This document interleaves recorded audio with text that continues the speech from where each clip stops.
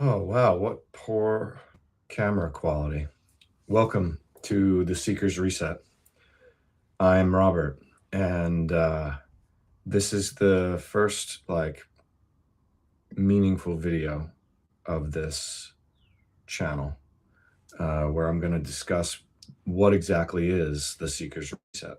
In previous episodes, I have talked about a little bit about me and about the purpose of this channel, but I'm going to go into more depth into what the Seeker's Reset is. And as a term, it is something that my partner and I came up with about 3 years ago, three to 4 years ago. And it is the moment in any seeker's journey, spiritual seeker, when the search ends. And what brings that about? It's one of a few things, and usually a combination, if not all of these.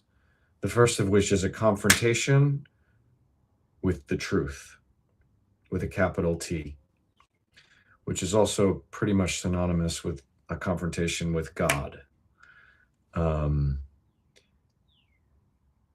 usually this involves a very serious confrontation with oneself, seeing and acknowledging and admitting oneself, things about oneself for the first time.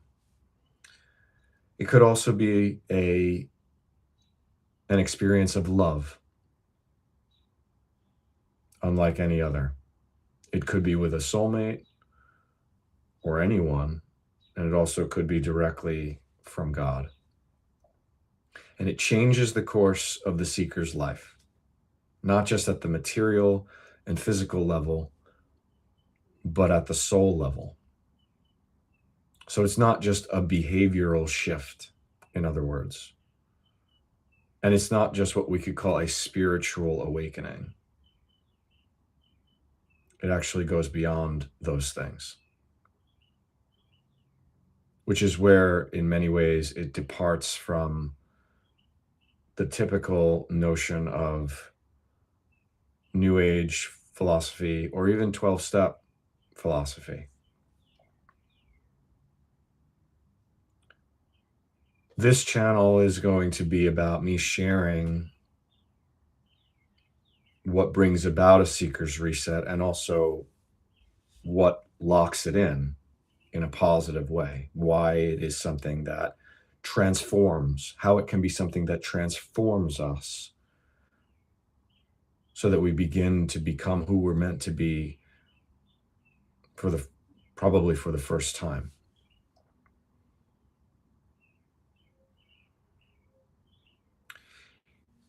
For the average person, and certainly for me, the seeker's reset is what we could call similar to a dark night of the soul. And the reason for that is because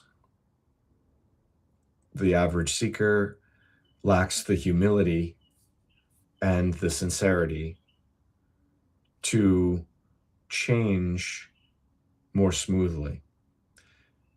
For me, the seeker's reset began with a relationship with the very partner with whom this term was coined. As far as I know, I don't know anyone else who's using it. So it began there, but it was locked in more with the discovery of divine truth. And divine truth, for those of you who have never been exposed to it, is an actual subject that is taught by two people who claim to be Jesus and Mary Magdalene. And they're alive right now on this planet. They live in Australia, and you can look them up in their YouTube channel, Divine Truth. And most of the time throughout the work that I do on this channel, I will be referencing divine truth because divine truth is the truth that is bringing about this reset in my life. The relationship I had with my partner started that. It sort of caused it cracked me open. And then a couple of years later, I discovered divine truth, and that began to, well, crack me open even more, but also begin to provide a framework to understand life that allows the reset to occur.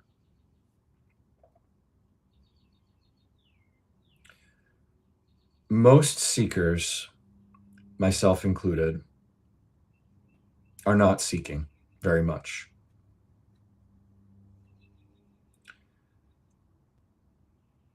They are actually running away. Or if they are seeking, they are seeking things that will validate them. They're seeking something that makes them feel right. Now, that's not to say that the world that the seeker is living in is right. The seeker's primary positive quality is that, or we as seekers, our primary positive quality is that we are aware that something is not right. Unfortunately, for the vast majority of seekers, they are not seeking the truth first and foremost. They're seeking the truth as a way of validating their own perception. And so most seekers are incredibly selfish and narcissistic. And again, I can apply this to myself.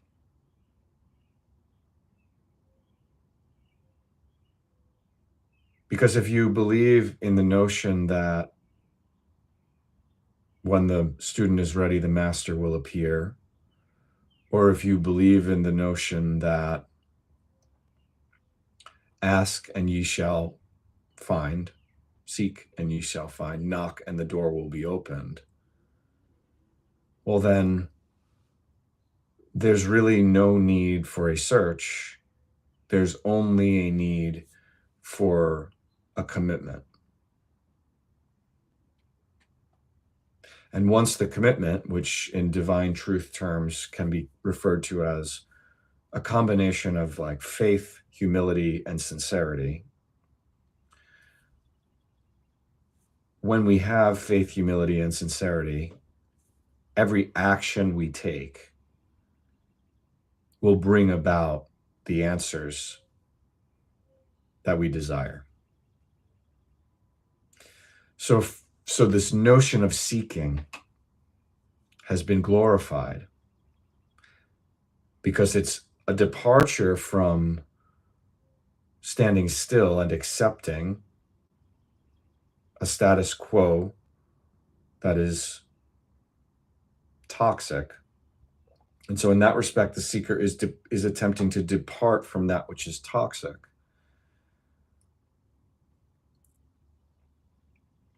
But not sincerely seeking the truth, because seeking the truth would mean facing directly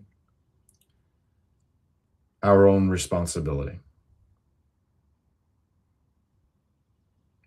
So inherent within the seeker's reset is the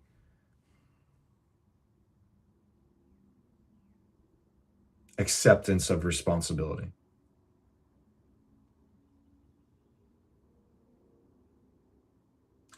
For one's own life. In psychological terms, it's the moment of individuation, or at least it's the primary moment of individuation. The primary moment. Because in many instances, a seeker is not actually individuating at first. A seeker at first is actually often rebelling and fighting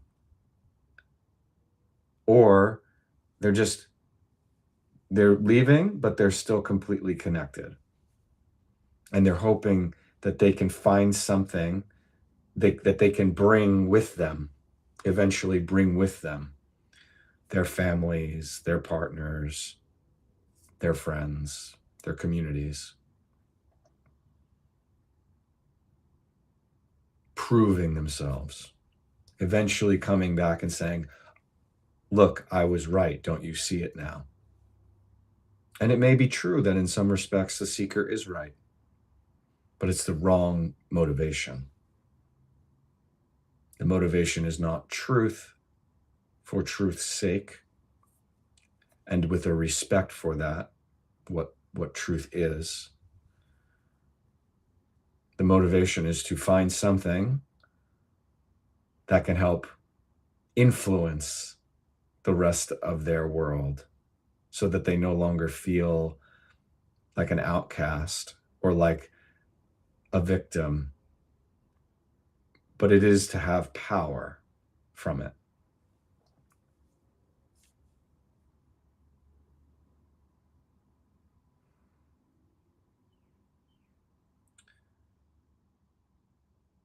But real truth, as a seeker would find, generally, as the saying goes, will set you free, but first it will piss you off.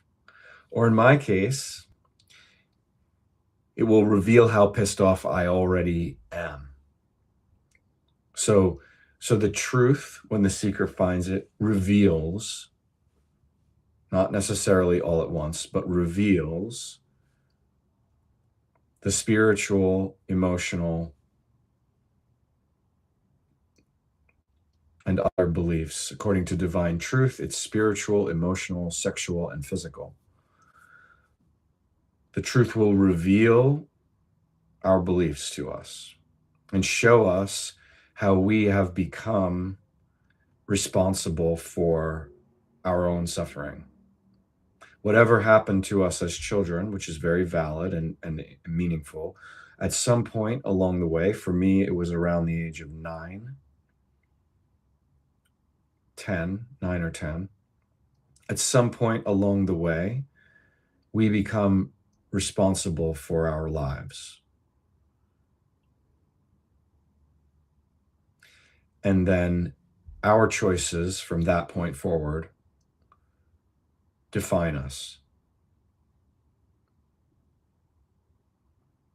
And so the Seeker's Reset is a moment of recognizing that. In New Age world, they talk about becoming creators, right? That we become manifestors and creators. Now, I think that is immature, that way of thinking. But it is true that the consequence of this realization is coming to the awareness that we, in fact, our choices are creating our life. But it's not some sort of live action role playing video game. And it's not just about creating material things. It's about creating a condition within our bodies, within our minds, within our hearts, within our souls. And that condition is generating what we have access to. And for me, it's been pretty disgusting. I've awakened to a vast amount of real toxic, negative emotions and beliefs in me that have made my life miserable.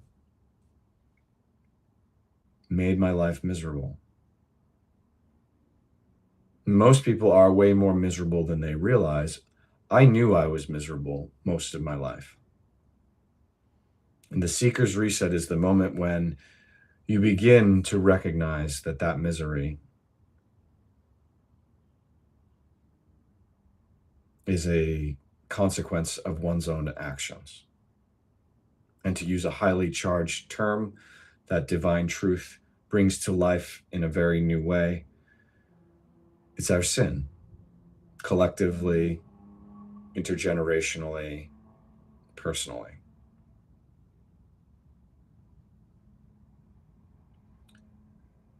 So once we have this moment of reset, which is not necessarily a moment that can be pinpointed in time, it can be. You can get pretty close potentially.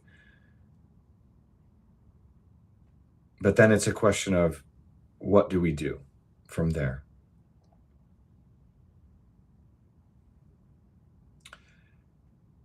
And this is where we have to return to our own innocence, as Jesus would say that we must become children.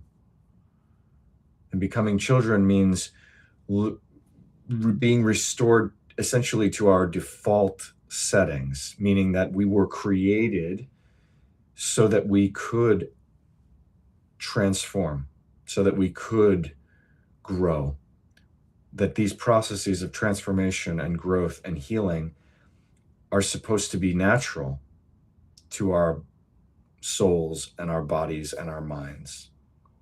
And that the way we were treated and raised and the way that we've acted ever since has essentially distorted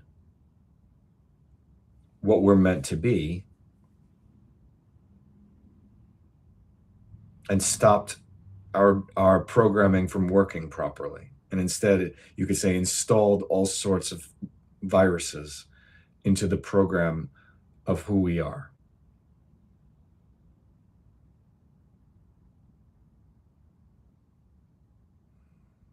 This is the point at which an alcoholic or an addict would generally say that they've entered recovery.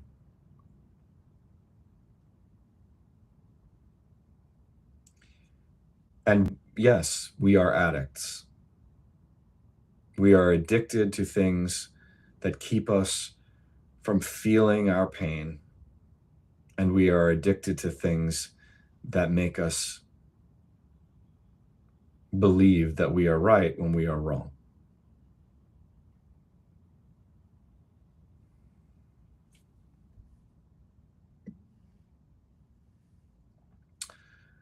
So that's the seeker's reset.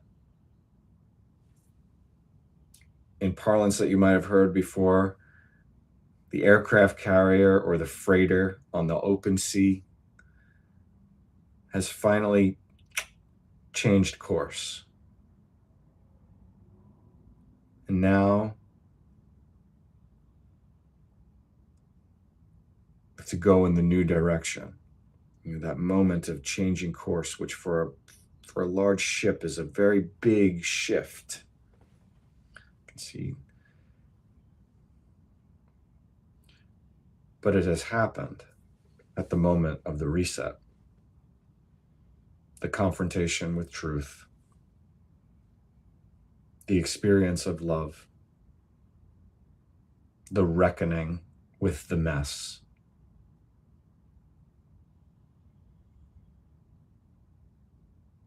So next time, I'll begin to talk about, in different episodes, I'll talk about like different qualities that begin to emerge when the seeker begins to reset. Because the main thing I've learned from my reset, and it's going to vary depending on when people go through this process and what they've been through and done.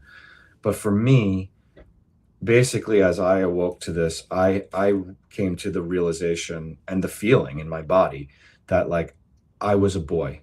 I was an injured boy. I could barely function and still have significant difficulty functioning as an adult since this process has unfolded. And I'll explain that more in subsequent episodes, because many of you who do find this resonant will have that feeling. You'll have the feeling that you are not an adult. You are a child. In my case, I felt like an orphan, an injured orphan child, paralyzed and broken, like a little boy kicked to the curb, left for dead. And so that as we have to develop within ourselves faculties, qualities, abilities that ideally would be developed through the raising and educating of a child. But for us who have done this later in life, we have to go back. It's incredibly uncomfortable. So I'm going to talk to you about that experience and the qualities that I'm recognizing need to be developed, and how difficult that can be.